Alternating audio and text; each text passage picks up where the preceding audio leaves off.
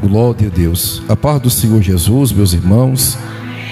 Abra a sua Bíblia no Evangelho de Jesus Cristo, segundo escreveu o nosso irmão Marcos, no seu capítulo 5 e no seu versículo 21. Louvado seja o nome do Senhor. Evangelho escrito por Marcos, no seu capítulo 5, versículo 21. Evangelho escrito por Marcos, no seu capítulo 5, versículo 21. Quem encontrou, diga amém. Diz assim o texto bíblico: e passando Jesus outra vez num barco para o outro lado, ajuntou-se a ele uma grande multidão, e ele estava junto do mar. E eis que chegou um dos principais da sinagoga, por nome de Jairo, vendo-o, prostrou aos seus pés e rogava muito, dizendo: a minha filha está doente, rogo-te que venhas e imponhas as mãos para que sare e para que viva. Pode tomar os vossos assentos, em nome do Senhor Jesus. Sempre eu falo isso para os irmãos, de sorte que a fé, ela vem pelo ouvir a palavra de Deus. Então peço aos irmãos, emprestai os vossos ouvidos alguns minutos a esta palavra, porque aqueles que estão com seus ouvidos abertos e atentos para ouvir a palavra de Deus, ele vai ser edificado, ele vai sair do culto abençoado, ele vai sair do culto abençoado pela palavra do Senhor, que ainda faz o que o homem não pode fazer. Nós sabemos que Jesus Cristo, quando exerceu o seu ministério terreno, ele exerceu com muita dedicação, com muito zelo e com muito cuidado, assim carregando consigo a responsabilidade, a incumbência de estar cumprindo o propósito de Deus nesta terra. Acredito eu que todos nós que entendemos o chamado de Deus em nossas vidas, também devemos ter esta mesma preocupação em exercer o chamado de Deus em nossas vidas com zelo e com dedicação, e não de qualquer jeito ou de qualquer maneira.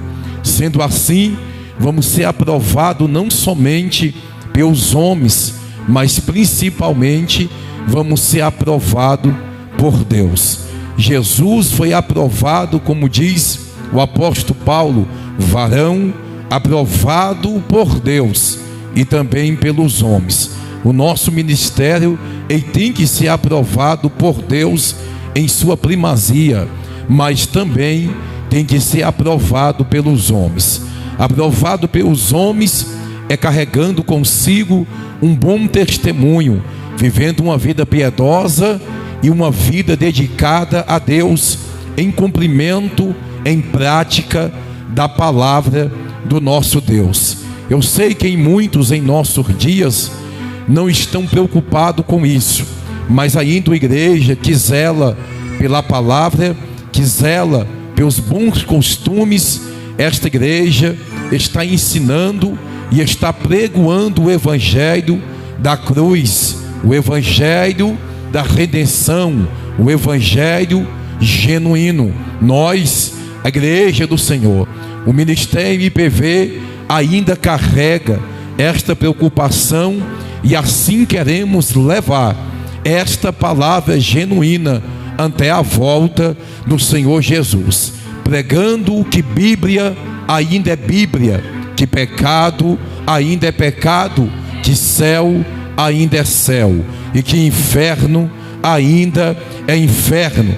Este evangelho a qual muitos estão deixando de lado, não estão pregando, porque só estão preocupados em ver uma igreja inchada, amarrotada de pessoas dando dinheiro, envelopes e mais envelopes, e não prega a salvação.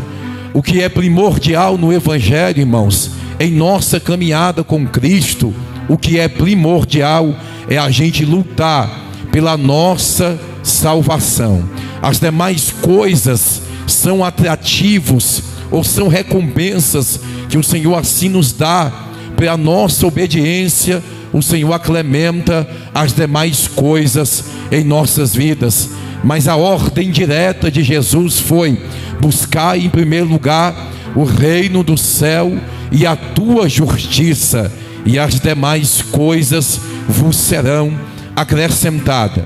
Jesus, enquanto exerceu o seu ministério terreno, que durou por 3 anos e meio, pregando, ensinando, curando os enfermos, expulsando os demônios, libertando os cativos, dando vista aos cegos. Enquanto Jesus exerceu o seu ministério, ele levantou discípulos. Observe que sempre tem uma multidão que está acompanhando Jesus, mas a mesma multidão que está acompanhando Jesus é a mesma multidão que se vai, mas os discípulos, estes permanecem com Jesus. Se você observar, quando tem milagre, quando tem multiplicação dos peixes, dos pães, lá tem uma multidão que está em volta de Jesus. Mas quando não tem multiplicação de peixe, nem de pães, nem milagre, lá está os discípulos juntamente com Jesus. Porque discípulo, independentemente de estar vendo milagre ou não, ele está com Jesus em reconhecimento, em saber que Cristo é a própria palavra de vida eterna. É tanto que no Evangelho escrito por João, no seu capítulo 6 e versículo 60, tem uma grande multidão que está em volta de Jesus, e Jesus começa a pregar e dizer: vocês são interesseiros, só estão aqui comigo por causa do pão, por causa dos peixes, por causa daquilo que perece e por causa daquilo que é momentâneo e passageiro. Alguns vão se retirando, a multidão vão se retirando e vão dizer: duro é para nós ouvir esta pregação, porque o ser humano gosta de ouvir não o que confronta o ego deles, mas gosta de ouvir o que amassageia o ego deles, mesmo sabendo que precisa mudar, mesmo sabendo que tem que fazer, e mesmo sabendo que a cobrança está vindo da parte de Deus por algum tipo de negligência da nossa parte como servo de Deus. A multidão vai se retirando e fica apenas os 12 discípulos com Jesus, e Jesus vai dizer para Pedro, porque certamente Pedro vai estar perguntando para Jesus alguma coisa concernente concernente a resposta de Jesus. Ele vai dizer para Pedro, certamente porque Pedro perguntou dizendo: Senhor, a multidão está indo embora. Jesus vai dizer: quer ir também com eles, Pedro? Pedro vai responder para Jesus e vai dizer: para onde nós iremos, se só o Senhor tem palavra de vida eterna? Aqui nós entendemos que Jesus não está preocupado em segurar uma multidão na igreja, mas está preocupado com pessoas que estão com a mente e o coração ligado na eternidade, porque tudo nesta terra se acaba, tudo nesta terra vai se passar, mas aqueles que fazem a vontade do Senhor, que entendeu o propósito da salvação, que entendeu o propósito da vida eterna, que entendeu que está com Jesus, que caminhar com Jesus é estar caminhando para a eternidade, está caminhando para o céu, não está caminhando para uma casa melhor, não está caminhando para um carro melhor, não está caminhando para uma vida financeira melhor, não está caminhando simplesmente para uma restituição, não. O propósito maior não está em casa, não está em carro, não está em uma restituição. O propósito maior do Evangelho é a salvação. Seria em vão, irmãos, a gente servir ao Senhor simplesmente por coisas desta terra, não. Jesus não veio a este mundo, morreu, ressuscitou ao 3º dia, foi humilhado, cuspido, rejeitado pelos homens, simplesmente para poder nos dar uma vida melhor nesta terra, não. O propósito está além, o propósito está muito maior do que isso. O propósito é eu entender de uma coisa, que eu estou servindo ao Senhor, não porque alguém está aqui, não porque alguém me chamou, não porque o meu esposo, a minha esposa está servindo, eu estou servindo ao Senhor, porque eu entender que Cristo morreu para poder me dar salvação, para poder me dar salvação. Enquanto isso, se você crê, Ele pode te curar, pode. Ele pode te libertar, pode. Ele pode fazer por você o que você não pode fazer, Ele pode. Mas entenda uma coisa: se Ele não fizer por você hoje, não vai se afastar amanhã da presença dEle. Se Ele não te curar hoje, se Ele não te libertar hoje, não vai se afastar amanhã. Não vai ficar decepcionado ou frustrado, não, porque a nossa maior vitória, o nosso maior triunfo não está aqui nesta terra, está na nova Jerusalém de Deus. Esse é o nosso maior triunfo. Jesus, enquanto Ele estava aqui, hoje Ele continua em nosso meio. Evangelho escrito por Mateus capítulo 18, no seu versículo 20, Ele vai dizer que aonde estiver 2 ou 3 reunidos em meu nome, ali eu estarei presente no meio deles, em meu nome. Ali estarei presente no meio deles. Também é cabível citar Evangelho de João capítulo 4, versículo 23. Mas o Pai procura os que o adorem em espírito e em verdade, porque a hora é essa e o momento é esse em que o Pai está procurando os verdadeiros adoradores. Não é simplesmente ter 2, não é simplesmente ter 3, porque às vezes tem uma igreja cheia que não provoca a presença de Deus, mas às vezes Atos 16 tem 2 dentro de uma prisão que está louvando em espírito e em verdade, e o céu se abre e a glória de Deus se manifesta no meio deles. Não é simplesmente onde tiver 2 ou 3, não, é onde tiver 2 ou 3 verdadeiro, é onde tiver 2 ou 3 que o adore em espírito e em verdade, é onde tiver 2 ou 3 que entende o que é culto, o que entende o que é casa de Deus, que entende o que é estar glorificando, exaltando. Você não está dando glória para o pastor, você não está levantando a mão para o homem, você está dando glória e hosanas àquele que é digno de honra, de louvor, de aleluia, Jesus Cristo de Nazaré. Ele é digno de toda honra e de toda glória. Você não vem para a igreja por causa de homem, você vem para a igreja porque você entendeu a palavra cristocêntrica. Você congrega, você oferta, você dizima, você dá glória, você dá aleluia, você suporta as aflições, você suporta tudo isso porque você entendeu a palavra de Deus.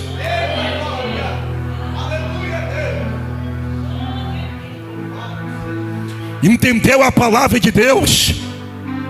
Pastor, eu entendo, eu compreendo, eu adoro, eu glorifico, eu jejum, eu oro, eu cultuo, eu congrego, eu oferto, eu dizimo, mas estou passando por luta. Não quer dizer que nós somos servos de Deus, que estamos isentos de luta. Evangelho de João capítulo 16, versículo 33. No mundo tereis aflições, mas tende de bom ânimo. Jesus venceu e nós também venceremos. E o que é isso, pastor? Lá fora sem Jesus, muitos vivem aflitos, morrem e perdem a sua salvação. Mas nós passamos aflição com Jesus, mas tem uma promessa em seguida dizendo: tende bom ânimo. Tem de bom ânimo. Por quê, pastor? Porque vem o dia do refrigério, como diz o profeta Isaías. Não é assim a nossa vida em Cristo Jesus? Estamos diante de um texto que a gente vai ver uma família que tem problema, que tem aflição, mas vamos ver procurar recurso, não no homem, não na terra, mas em Jesus Cristo de Nazaré. Existe certa circunstância em nossa vida que o nosso recurso não está em A, não está em B, não está nas coisas desta terra, mas está apenas na pessoa bendita de Jesus Cristo. E é necessário você crer, você acreditar, e é necessário em momentos de aflição, em momentos que você olha para um lado e para o outro, não vê saída. Escute isso aqui: sempre há uma saída, sempre há uma porta aberta, que esta porta nunca vai se fechar. É a porta do céu.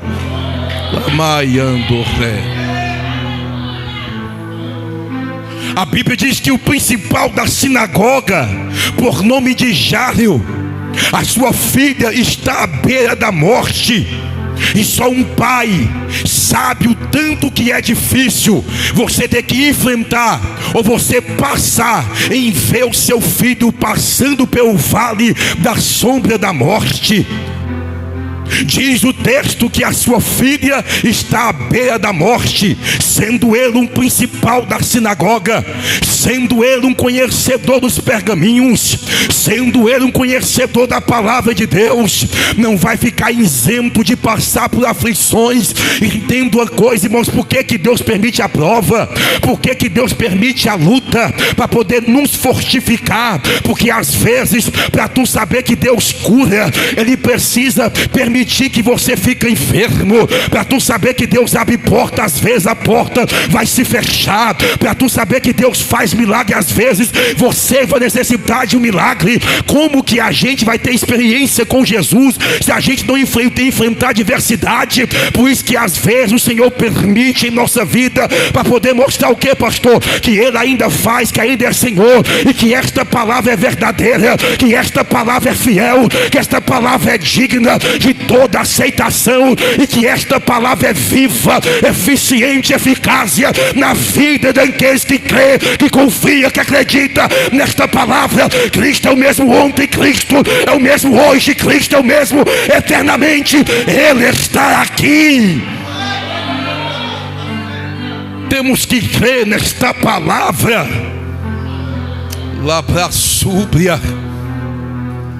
Diz o texto que esse principal da sinagoga, ouvindo ele falar de Jesus, eu volto a dizer a importância da gente ouvir a palavra de Deus. Não apenas escutar, entrar no ouvido e sair no outro, como muitos distraídos têm em nossos dias. Eu estou falando de ouvir o que está escrito na revelação de Apocalipse, no seu capítulo 1 e verso 3.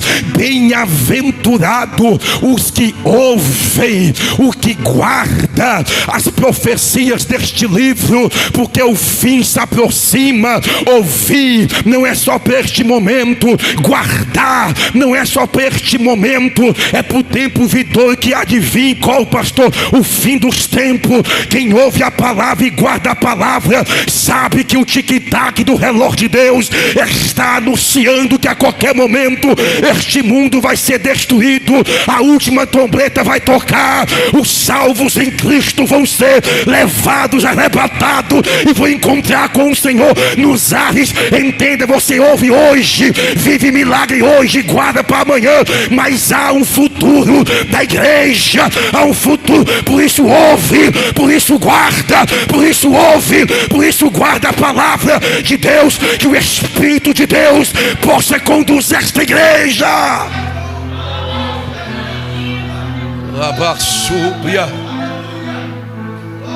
Ele ouviu falar de Jesus, e o ouvir falar de Jesus, guardar na tabua do nosso coração, faz muita diferença, irmãos.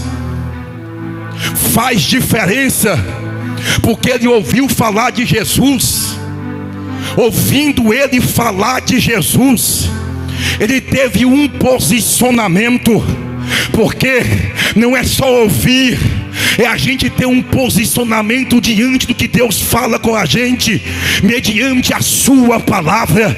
Ele ouviu, mas ele teve um posicionamento. E qual foi o posicionamento que ele teve? Certamente o que ele ouviu falar de Jesus é o que a gente estamos ouvindo constantemente, é o que é que o mundo está ouvindo constantemente. O que é, pastor? Que Jesus cura, que Jesus liberta, que Jesus salva, que Jesus batiza com o Espírito Santo, e que Jesus nos leva para o céu em breve. Por quê, pastor? Porque muitos ouvem, mas não tem posicionamento. Há uma diferença entre ouvir e continuar do mesmo jeito, e entre ouvir e ter um posicionamento. Este homem ouve, mas tem um posicionamento. E qual é? Ele se levantou, ele se prontificou e disse: vou ter com Jesus. Talvez alguém falou: tu é o principal da sinagoga, tu é um homem renomado diante da sociedade de Israel, todos te conhecem. Mas ele entende que tem nome diante da sociedade, mas para poder receber algo do céu, tem que se curvar diante do nome que está acima de todos os nomes, que é Jesus Cristo de Nazaré. Irmãos, para receber o que a terra não pode te dar, se curva diante de um nome que está acima de todos os nomes: Jesus. Jesus. Jesus é este nome que muitos desprezam, que muitos ignoram, mas um dia vai ouvir este nome, conforme está escrito em Romanos capítulo 11, versículo 14: todo joelho se dobrará diante deste nome, e toda língua confessará que Jesus Cristo é o Senhor. Irmãos, o tempo da gente se dobrar é hoje. O tempo da gente proclamar que Ele é Senhor da nossa vida é hoje. Jairo sendo um judeu nato, Jairo sendo um principal da sinagoga, Jairo não poderia se curvar diante de outra religião, mas quando ele ouve falar de Jesus, a necessidade bate à tua porta, porque Deus permite certas circunstâncias em nossas vidas para poder chamar a nossa atenção para perto dele. Jesus não quer pessoas perfeitas, Jesus quer que alguém tome um posicionamento, se aproximar dele, porque quando a gente se aproxima do Senhor, a gente vê os nossos defeitos, nossas falhas, e a gente quer melhorar e quer mudar de vida e se tornar um cidadão melhor diante da sociedade, diante da família, diante da empresa, do trabalho, diante de todos. Irmãos, por isso que o Senhor não quer que a pessoa seja perfeita para poder se aproximar dele, não. Você se aproxima dele, que o resto é com ele. Já é imperfeito, mas vai se aproximar de quem é perfeito.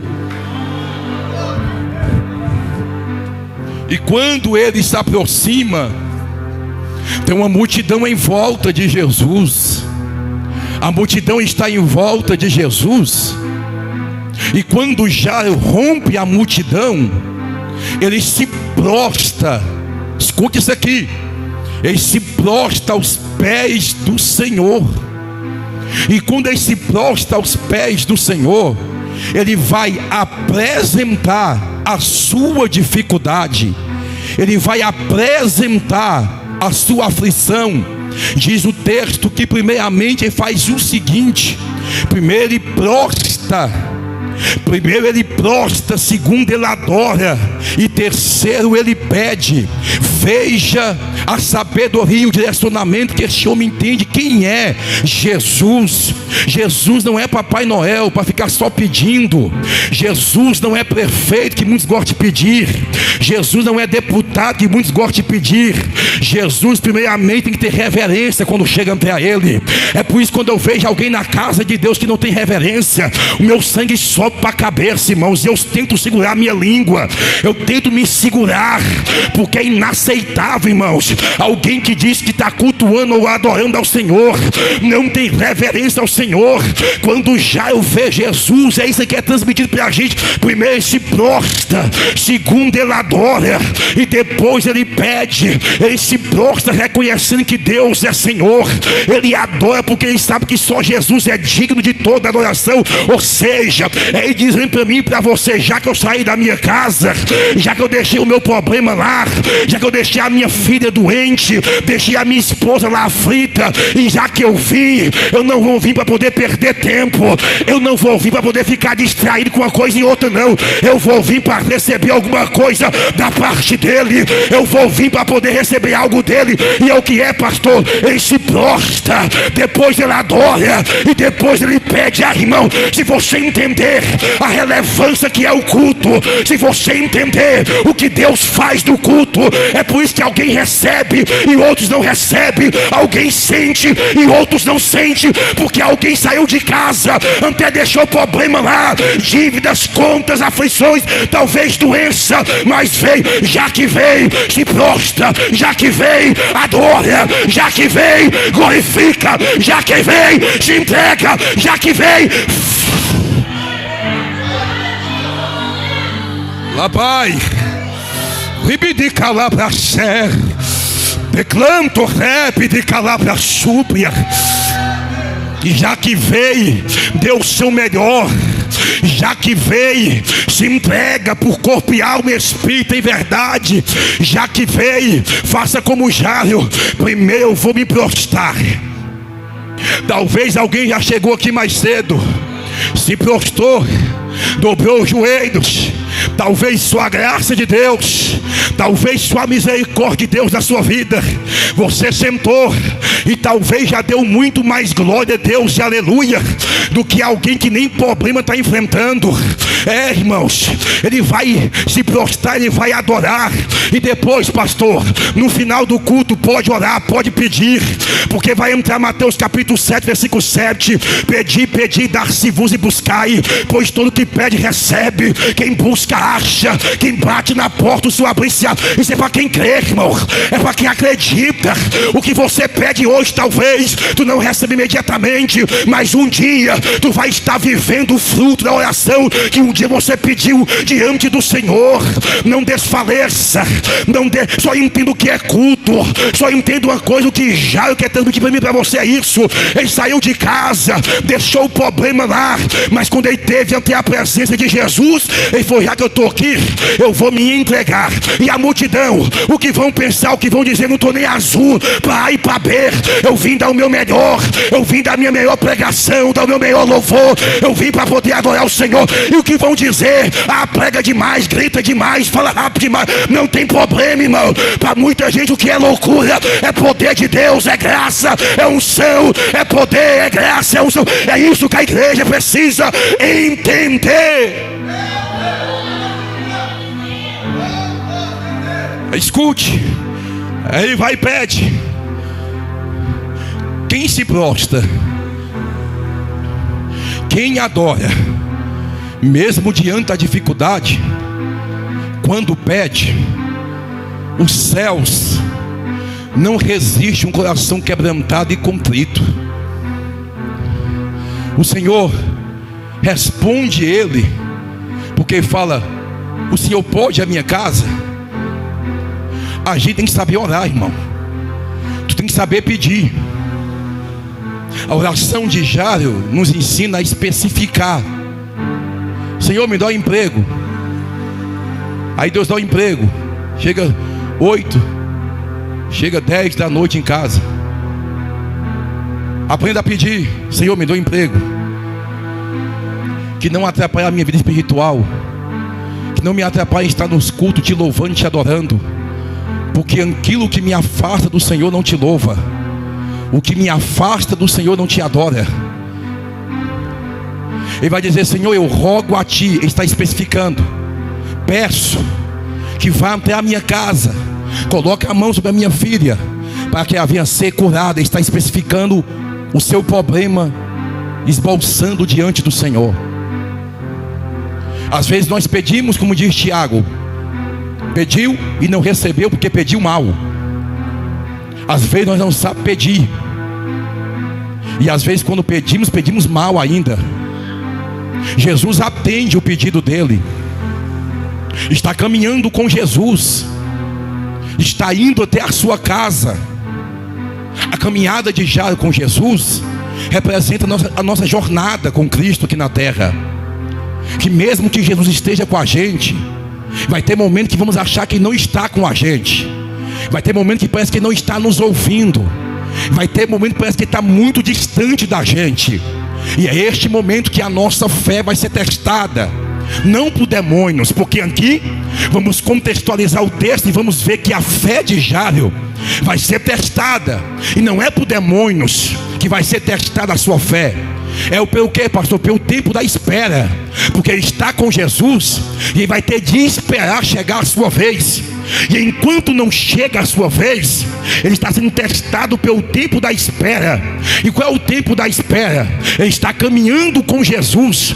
Quando pensa que não, uma certa mulher vai entrar no cenário, dizendo de uma certa mulher que havia 12 anos, que padecia de uma hemorragia e já tinha gastado tudo quanto tinha com os médicos, antes indo a pior.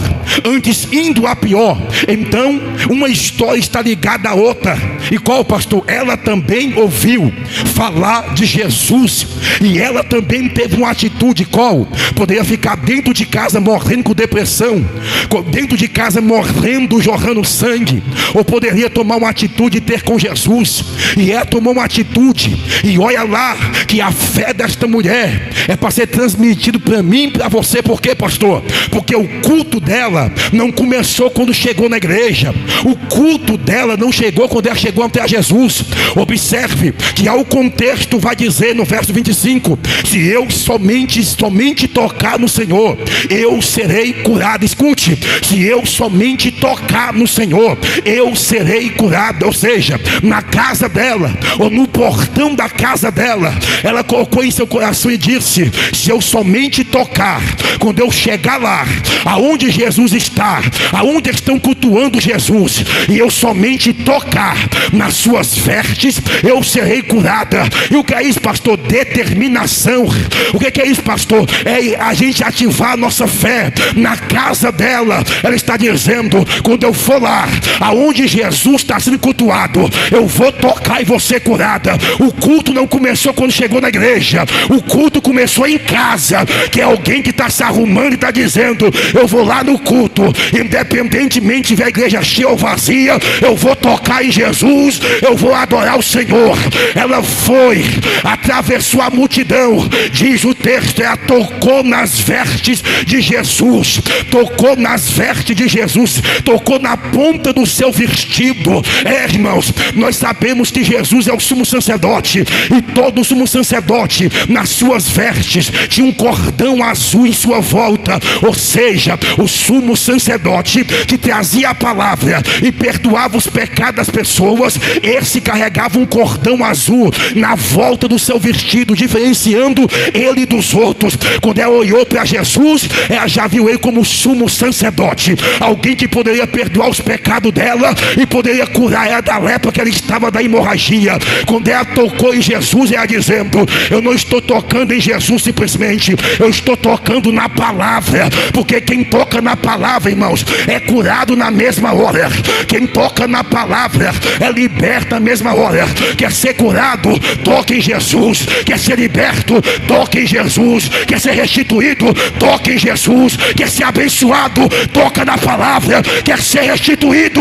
Toca em Jesus.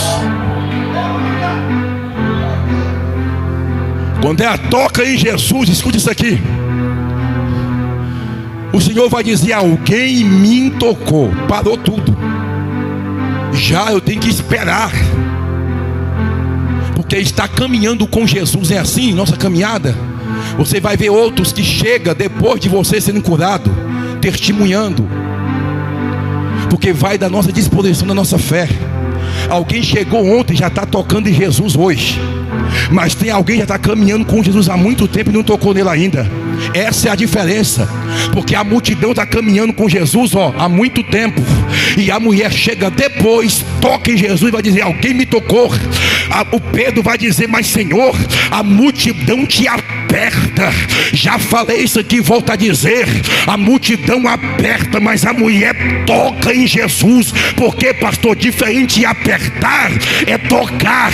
Quem toca é mais ou menos assim: está sangrando, mas está adorando, está sangrando, mas está tocando, está sangrando, mas está cultuando, está sangrando, mas está louvando, está sangrando, mas caminhando para a igreja, está sangrando, mas não para. E tem uma multidão que está apertando Jesus, dizendo: se não me dá eu vou sair, se não fizer eu vou desviar. Se o Senhor não adianta apertar Jesus, irmão, fazer biquinho, fazer birra, que vai sair da igreja, que vai desistir de Jesus, não adianta. Em vez de apertar Jesus, toca em Jesus, porque quem toca extrai virtude de Jesus. Você pode adorar o Senhor, talvez enquanto você vai adorando, você consegue tocar nele nesta noite.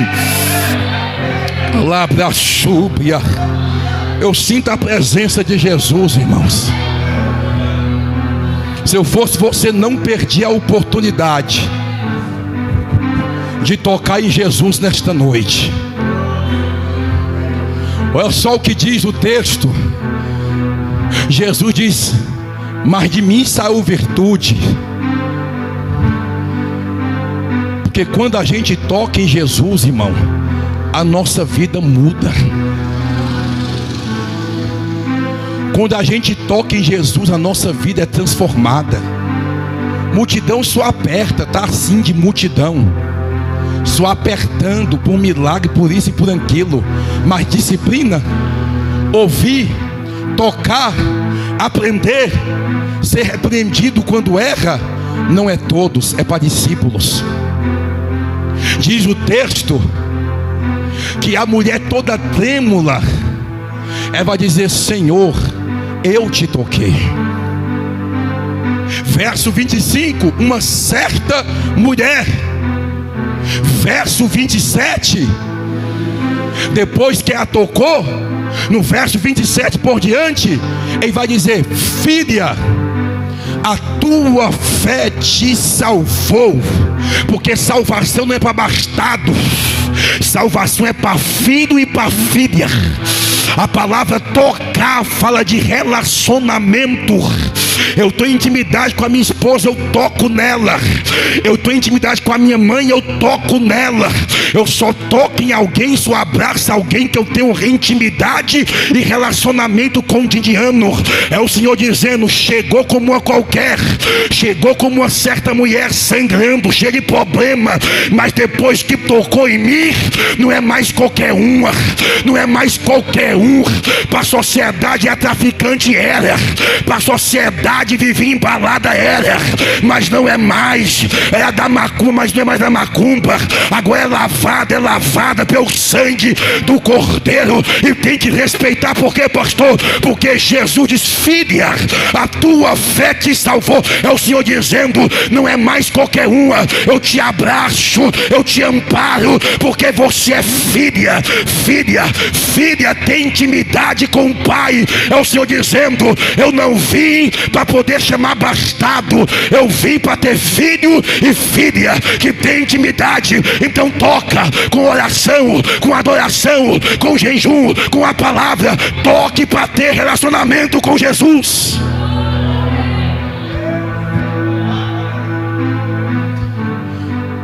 E o que diz o texto?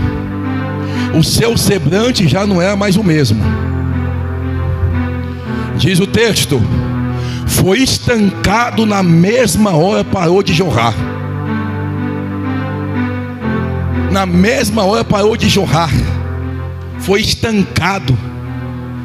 O que eu aprendo, tem certos problemas em nossas vidas, que assim, quando você se entregar mais em ter contato direto com Jesus, em ter relacionamento com Jesus, na mesma hora o problema é estancado. Na mesma hora o problema para. Na mesma hora a calúnia cai por terra, a inveja cai por terra, o levante do diabo cai por terra, a fofoca cai por terra. Na mesma hora. Tem coisa em nossa vida que mais ou menos assim, automático. Tocou em Jesus, na mesma hora o Senhor entra com a providência, repreende todo mal, cessa o vento, acalma a tempestade. Porque, pastor, o que Deus está esperando de alguém não é viver falando em campanha e mais campanha, não, irmãos. Porque tem gente que vive de campanha em campanha, a vida não muda. É o que, pastor? É tocar em Jesus. Um toque em Jesus, a tua vida muda. Um toque em Jesus, muito problema vai ser estancado, vai parar de jorrar. Eu quero profetizar nesta noite, eu quero profetizar nesta noite que alguém está tocando em Jesus. Este problema, esta enfermidade, esta luta, este levante do diabo, esta obra de Satanás está caindo por terra.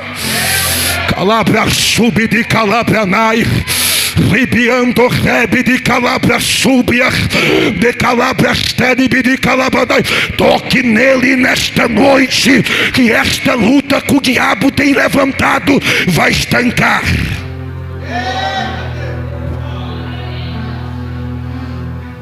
Precisamos entender isso, irmãos. Tem pessoas que não fez uma campanha, simplesmente tocou e a vida mudou. Simplesmente tocou e a vida mudou. A multidão está lá caminhando com Jesus e não recebe nada. A mulher chega depois, determinada, e recebe. Ele vai dizer: filha, a tua fé te salvou. aqui nós aprendemos outra verdade. Se eu correr para o texto, que quem toca em Jesus não é só abençoado, não é só curado. Se a gente for ouvir testemunho de cura, muitos têm testemunho, restituição de porta que Deus abriu, de muita coisa que Deus fez. Só que quem toca em Jesus simplesmente não vai ser só abençoado, vai ser salvo também. Porque o toque em Jesus traz o relacionamento, e o relacionamento dá sustentabilidade para poder caminhar com Jesus todos os dias até o dia da sua morte e ressuscitar com Ele. Entenda que vai dizer: filha, a tua fé te salvou, mas ela foi curada. O que tem a ver cura com salvação? Tem a ver porque a tocou. O que Deus quer nesses últimos dias não é só alguém vir para uma restituição da família, não é só alguém vir por causa de uma porta aberta, por causa de uma cura, de um milagre, não. É alguém vir para poder tocar e vir para poder ficar. É alguém vir para poder tocar e para poder ficar. É alguém vir tocar e falar assim: rapaz, eu fui curado e eu sou grato. Deus abriu a porta e eu sou grato. Deus fez um milagre e eu sou grato. Deus operou na minha vida e eu vou permanecer, porque eu entendi e receber não somente a mão do Senhor que abençoa, mas também receber Ele como Salvador da minha alma, que vai me salvar. Já está lá. Talvez a sua fé é estimulada em ver o milagre, em ver o que Jesus faz, em ver o que Jesus opera. Isso às vezes mexe com a nossa fé. Quando alguém vem dar um testemunho, ou a gente vê Deus fazendo algo na vida de alguém, isso mexe com a fé, porque está vendo que o Senhor faz, que o Senhor opera. Mas nem sempre é assim, nem sempre é desta forma, nem sempre é desta maneira. Os principais da sinagoga chegam e fala bem assim para Jairo: a tua filha morreu, não incomodes mais o mestre. Os homens estão colocando um ponto final na história de Jairo, mas Jesus está começando a história na vida de Jairo. Porque às vezes nós temos que perder o controle para Ele poder assumir o controle da nossa vida. Porque enquanto tudo está no nosso controle, a gente está no comando e a gente está caminhando. Mas o Senhor quer ver a nossa fé, quer ver a nossa confiança nele. É quando tudo sai do nosso controle, é quando tudo foge do nosso controle. Quando chega a notícia ruim aos ouvidos de Jairo, dizendo: a tua filha morreu, era ele dizendo dentro de si: acabou, não tem mais jeito, perdi o controle de tudo. Aí Jesus, no seu íntimo, dizendo: agora eu estou assumindo o controle daqui por diante. Porque às vezes a gente vai chegar no extremo, e é no extremo que Deus vai agir. É no extremo, no ápice da dor, no ápice da destruição, no ápice quando você olhar para um lado e para o outro e tudo fechado, é aonde Deus vai entrar com a intervenção. E você vai dizer: não foi pastor, não foi o homem, não foi o profeta, não foi A, não foi B, foi Deus. Foi Deus. Vai te dar experiência para você nunca mais sair da presença de Jesus e permanecer. Porque quando o homem põe a mão, foi o homem que curou para muita gente. Quando o homem abre a porta para muita gente, foi o homem que abriu a porta. Mas quando o homem não tem a mão do homem e a porta está fechada e Deus vem e faz, então a gente tem a certeza que é Deus. Temos a certeza. E essa certeza Jesus queria dar para Jairo, para que a sua fé fosse firmada de uma vez por toda em Jesus. Você precisa firmar a tua fé em Jesus, irmão, de uma vez por toda. Você precisa firmar a tua fé em Jesus. Não queira viver só de milagre em milagre, não. Só de sinal não. Lázaro morreu, ressuscitou e morreu de novo. Quem quer viver só de milagre acaba frustrado. Quem quer viver só de revelação e despreza a maior revelação da palavra, acaba ficando frustrado. Precisamos entender isso aqui. Quando chegar a notícia, escute, o diabo é sagaz. O diabo não é bobo não, ele sabe como mexer com o nosso psicológico, com a nossa mente. Ele sabe como mexer. Primeira coisa que ele falou: tua filha morreu. Notícia ruim. Segunda coisa que vai falar: não incomodes mais o mestre. Escute isso aqui, que Deus está falando com alguém. O diabo joga o problema, e quando o diabo joga o problema, em seguida a segunda voz: desiste de igreja, desiste de Jesus, se afasta, para que isso é besteira.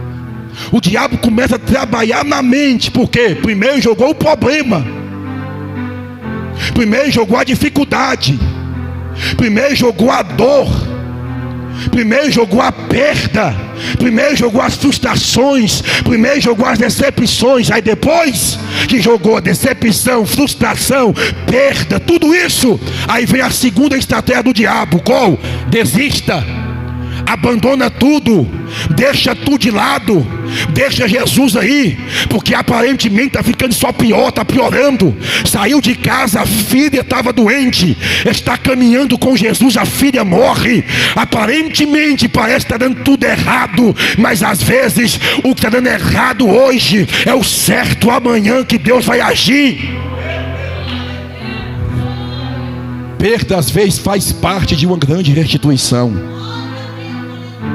Perdas às vezes faz parte de um grande testemunho. Aqui é uma perda de morte. Imagina a aflição do coração dele. Jesus estava do lado de Jairo. Quando falaram para ele: tua filha morreu, Jairo se calou. Ele não deu voz. E todas as vezes que diante dos problemas eu me encalo, Jesus fala por mim. Porque Jairo se calou. Jesus levantou a voz diante das palavras negativas e vai dizer: a tua filha morreu. Mas Jesus vai dizer bem assim para Jairo: não temas, crê somente. Não temas, crê somente. Se a gente fosse aprofundar essa palavra não temas, crê somente, tem ela 365 vezes na Bíblia. Em um ano tem 365 dias. É o Senhor dizendo para mim e para você todos os dias, independente da aflição, independentemente da luta, independentemente das perdas, o Senhor está dizendo: não temas, não temas, crê somente. É o Senhor dizendo: não desista, não retroceda, não abaixe a cabeça, não dê ouvido à voz do diabo, não dê ouvido à voz do opressor, não dê ouvido às vozes negativas, mas dê ouvido uma voz só: qual? Não temas. Só a voz de Jesus, uma voz é o suficiente. Não temas. Nós devemos aprender uma coisa, irmãos: se calar diante dos problemas adversos. Para de ficar se justificando. Estate WhatsApp, manda mensagem, justifica aqui e acolá. Se cala. Porque quando a gente se cala, Jesus trabalha por nós. Quando a gente se cala, Deus nos justifica e fala por nós. Jesus calou a boca de todos com esta palavra: não temas, crê somente. Se muitos entendessem a proporção que tem a profundidade desta palavra: não temas, crê somente. Continuou com Jesus, foi caminhando. Já eu tinha duas escolhas: uma, permanecer com Jesus mesmo tudo não ocorrendo conforme ele queria, permanecer com Jesus mesmo diante de todas as perdas, ou ele seguir com os principais da sinagoga e ir fazer o velório da sua filha. A escolha é nossa, meu irmão. Ou você escolhe com a maioria, ou você escolhe ficar com a minoria que está com Cristo. O problema de muitos está escolhendo ir com a maioria, porque é a voz que está falando, é a voz que está comandando tudo. Então muitos vai com a maioria. Você não é Maria, vai com as outras.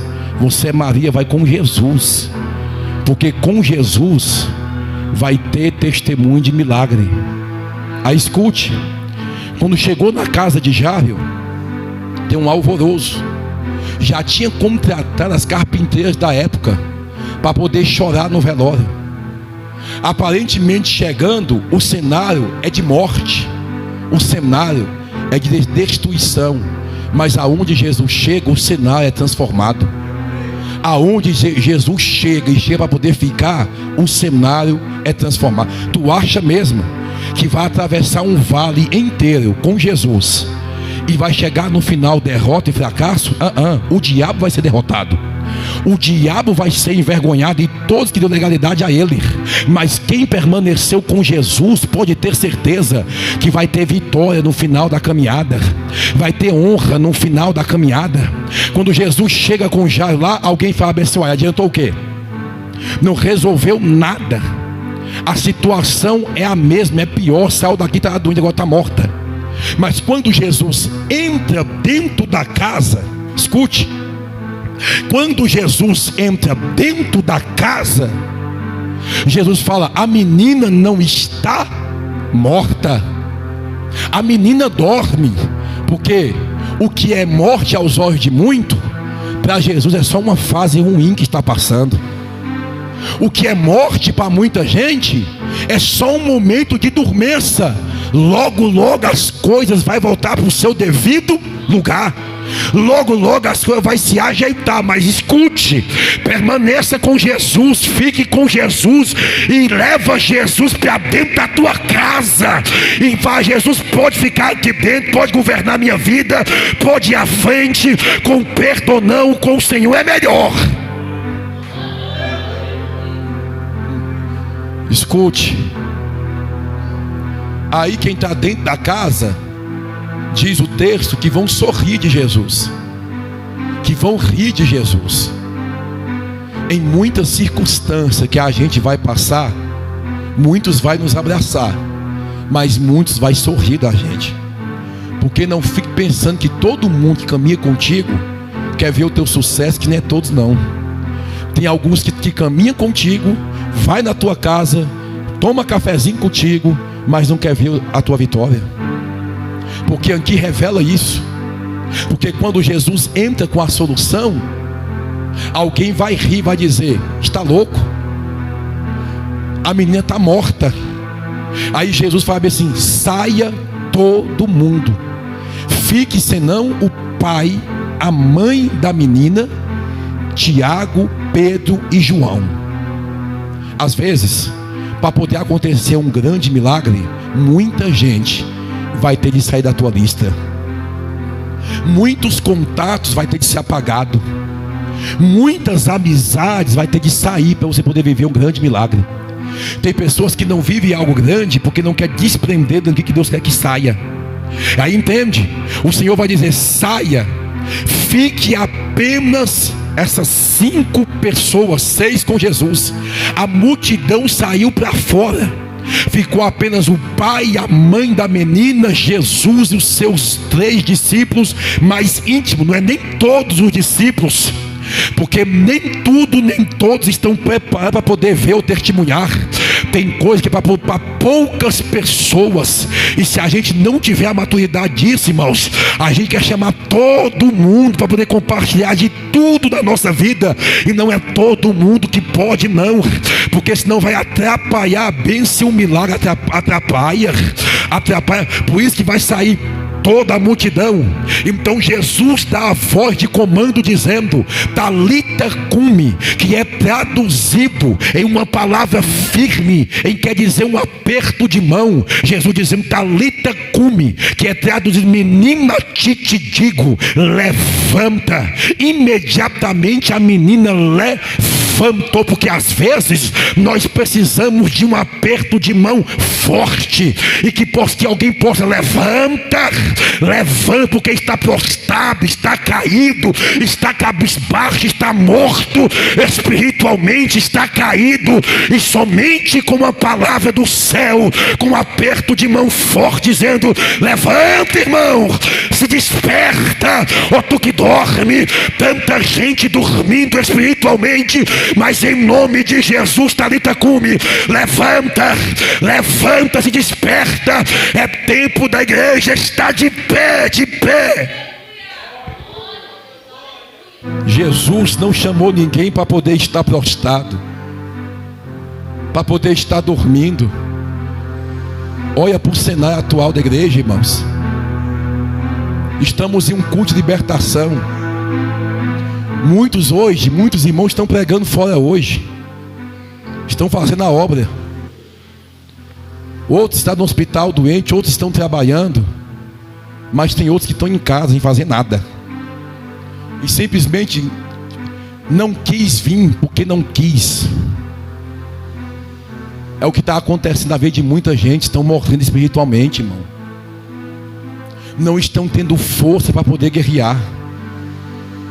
Mas que esta palavra possa levantar alguém nessa noite, possa vir como um despertamento, para poder concluir a mensagem. O Senhor vai dizer bem assim para o pai e para a mãe da menina: alimente ela. O impossível Jesus fez, o possível é os pais que faz, que é alimentar. Não fique esperando a vida toda Jesus ficar te carregando no colo, não, irmão. Não fica a vida toda esperando alguém lá orar por você, te pegar e te levantar, não. Tu vai ter de caminhar com as tuas próprias pernas, porque Jesus vai dizer assim: levanta. É com Ele. O mais difícil é com Jesus, que usa a nossa vida para poder levantar alguém, mas nem sempre vai ser dessa maneira. Levanta, a menina levantou. Ele chama o pai e a mãe: alimente ela. Jesus te levanta. Mas se você não se alimentar na oração, no jejum, em congregar, em cultuar, tu vai morrer de novo. Esse é o motivo. O impossível é pegar a gente, ter tirado o lamaçal do pecado. Alguém que dizia bem assim: eu nunca vou numa igreja evangélica, eu nunca vou ouvir pastor e servir a Deus. Hoje é crente, é cristão. Então o impossível Jesus já fez na vida de muitos. Agora o possível é contigo, é comigo. Alimenta. Tudo em nós, escute isso aqui. Tudo que Deus faz em nossa vida. Alguém pede uma porta de emprego, Deus abre. Alimenta aquele emprego, trabalhando de forma honesta e justa. Agora começa a botar atestado, vai quando quer, aí perde, não alimentou. Ah, Senhor, queria tanto um homem de Deus, queria tanto uma mulher de Deus. Aí vai e casa, aí não alimenta. O casamento acaba, morre, porque não alimentou o que Deus fez, que Deus uniu. Ah, Senhor, me cura da enfermidade, diabetes. Deus vai e cura, como eu conheço muita gente curada de diabetes. Então está lá comendo dor de novo, que nem um louco, que nem uma louca. Aí a enfermidade volta de novo. Não alimentou o milagre, não se cuidou. O impossível Deus faz, o possível é com a gente, irmão. Alimente o que Deus fez na sua vida, que foi resultado de oração. Por que eu não desprezo meu ministério? Por que eu luto pelo meu ministério? Porque foi Deus que me deu. É impossível uma pessoa que nem eu, cabelo batia até aqui, 16 pinços no rosto, vivia de boate em boate, de frevo, balada, prostituição. Aí Jesus vai lá, faz o impossível, me resgata, me traz para a presença dele. Tu acha mesmo que eu vou desprezar isso aí? É por isso que muita gente fala assim: pastor, você sofre demais, passa por isso e por aquilo, já passou por tanta coisa, mas não desisto. não paro, não retrocedo até aqui. Eu posso dizer que o Senhor tem me sustentado, tem me ajudado. Por quê, pastor? Porque eu entendi valorizar o que Deus fez, que é impossível na minha vida. Valorize o que Deus fez na tua vida. Valorize da onde Deus te tirou, aonde você está hoje. Valorize quem Deus colocou no teu lado. Valorize, cuide, porque se você não alimentar o teu milagre, não espera alguém se alimentar. Tem coisa que é eu e você que vai fazer. Se coloca de pé, eu vou orar pela tua vida. Labracebe de calabras.